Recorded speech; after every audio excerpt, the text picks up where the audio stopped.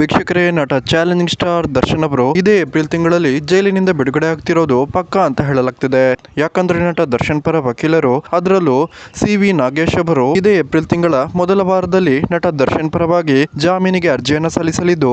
ನಟ ದರ್ಶನ್ ಅವರ ವಿಚಾರಣೆಯನ್ನ ಆದಷ್ಟು ಬೇಗ ಮುಗಿಸಿ, ಇಲ್ಲವಾದಲ್ಲಿ ನಟ ದರ್ಶನ್ ಅವರಿಗೆ ಜಾಮೀನು ನೀಡುವಂತೆ ಕೋರ್ಟ್ನ ಬಳಿ ನಟ ದರ್ಶನ್ ಪರ ವಕೀಲರು ಮನವಿಯನ್ನ ಮಾಡಿಕೊಳ್ಳಲಿದ್ದಾರೆ ಅಂತ ಹೇಳಲಾಗ್ತಿದೆ. ಈಗಾಗಲೇ ನಟ ದರ್ಶನ್ ಅವರ ಕೇಸ್ನಲ್ಲಿ ಟ್ರಯಲ್ ಕೂಡ ಶುರುವಾಗಿದ್ದು, ರೇಣುಕಾಸ್ವಾಮಿ ತಂದೆ ತಾಯಿ ಮತ್ತು ರೇಣುಕಾಸ್ವಾಮಿ ಪತ್ನಿಯ ವಿಚಾರಣೆ ಕೂಡ ನಡೆದಿದ್ದು, ಇನ್ನುಳಿದ ಸಾಕ್ಷಿಗಳ ವಿಚಾರಣೆಯನ್ನ ಕೋರ್ಟ್ ನಡೆಸುತ್ತಿದ್ದು, ರೇಣುಕಾಸ್ವಾಮಿಯ ತಾಯಿ ಕೂಡ ಕೇಸ್ನಲ್ಲಿ ಉಲ್ಟಾ ಹೊಡೆದಿದ್ದು, ಅಷ್ಟೇ ಅಲ್ಲ, ಈ ಒಂದು ಕೇಸನ್ನ ತನಿಖೆ ಮಾಡ್ತಿದ್ದಂತಹ ಪೊಲೀಸರು ಕೂಡ ಕೋರ್ಟ್ಗೆ ತಪ್ಪು ಮಾಹಿತಿಯನ್ನ ಮತ್ತು ಫಾಲ್ಸ್ ರಿಪೋರ್ಟ್ ಗಳನ್ನ ಸಬ್ಮಿಟ್ ಮಾಡಿದ್ದು, ದರ್ಶನ್ ಅವರನ್ನ ಸುಳ್ಳು ಕೇಸ್ನಲ್ಲಿ ಸಿಲುಕಿ ಹಾಕಿಸಲು ಪ್ರಯತ್ನವನ್ನ ಮಾಡ್ತಿದ್ದಾರೆ ಅಂತ ಹೇಳಿ ದರ್ಶನ್ ಪರ ವಕೀಲರ ವಾದವಾಗಿದ್ದು, ಕೊಲೆಯಾದ ಸಮಯದಲ್ಲಿ ನಟ ದರ್ಶನ್ ಅವರು ವಿಜಯಲಕ್ಷ್ಮಿ ದರ್ಶನ್ ಅವರ